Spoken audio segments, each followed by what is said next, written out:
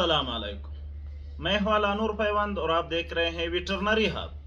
दोस्तों, हमारे जो अक्सर फार्मर हजरात है, जब मैं कोई वीडियो अपलोड करता हूं तो वो मुझसे सवाल करते हैं कि आप जो इंजेक्शन का रिव्यू दे रहे हैं, क्या ये इंजेक्शन दूध घटाता है या नहीं घटाता है। ख़ासकर जो हमारे पेनिसिलिन ग्रुप के इंजेक्शन है या जो इन्फेक्शन के लिए हैं, चाहे वो वायरल हो या बैक्टीरियल इन्फेक्शन के लिए इंजेक्शन होते हैं, तो ऐसे इंजेक्शन में कौन कौन से ऐसे इंजेक्शन है जो ज़्यादा दूध घटाता हो, या कौन से ऐसे इंजेक्शन है एंटीबायोटिक्स के जो दूध को नहीं घटाता हो।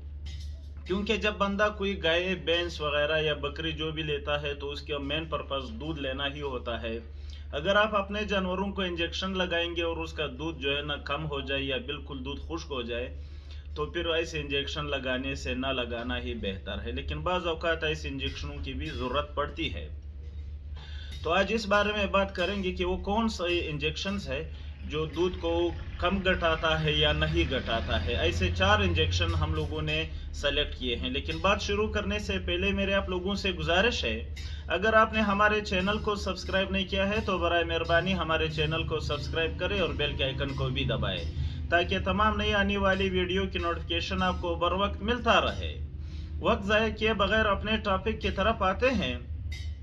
दोस्तों, अक्सर जितने भी इंजेक्शंस होते हैं, एंटीबायोटिक इंजेक्शंस, वो दूध को कम करने में बहुत अहम रोल अदा करता है। कुछ इंजेक्शन ऐसे होते हैं, उस पर मैं अलग से एक वीडियो बनाऊंगा, जो ज़्यादा दूध को सुखाते हैं। लेकिन आज जो वीडियो मैं बना रहा हूँ वो इन इंजेक्शनों पर है, उस एंटीबायोटिक्स पर है जो दूध को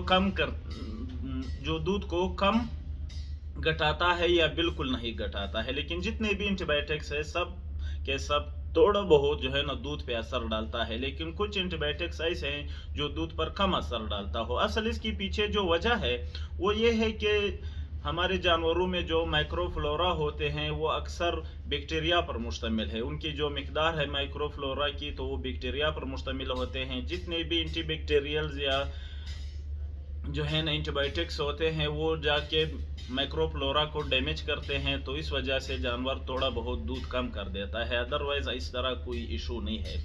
तो इनमें जो है ना, मैं सबसे पहले जो रिकमेंड करता हूँ एंटीबायोटिक में जो दूध को कम करता है वो है सेलिमोक्स।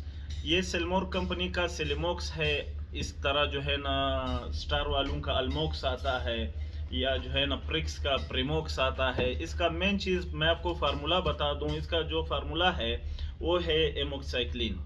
ये फार्मूला जो है ना, ये 60 दूध को बहुत ही कम घटाता है, ना होने के बराबर। यानी अगर आपका जानवर 20 किलो दूध दे रहा है 24 घंटे में, तो ये इंजेक्शन लगने से तकरीबन 19 किलो पे आ जाएगा। 1 किलो 1.5 किलो अगर दूध कम हो जाए तो इतना कोई ख़ास मसला नहीं है। लेकिन अगर आप जिस चीज़ के लिए लगा रहे हैं, आपके जानवर में इन्फेक्शन है या आपके जानवर को मिस्टाइटिस हुआ है, नज़ला ज़ुकाम हुआ है, कोई भी मसला हो, या क्रॉनिक सेप्टिसिमा है, तो आप ये लगा सकते हैं। इससे जानवर का दूध बहुत ही कम असर जानवर के दूध पे पड़ेगा। दूसरा जो इसको मैं रिकमेंड करता हूँ वो है ट्राइबरसन।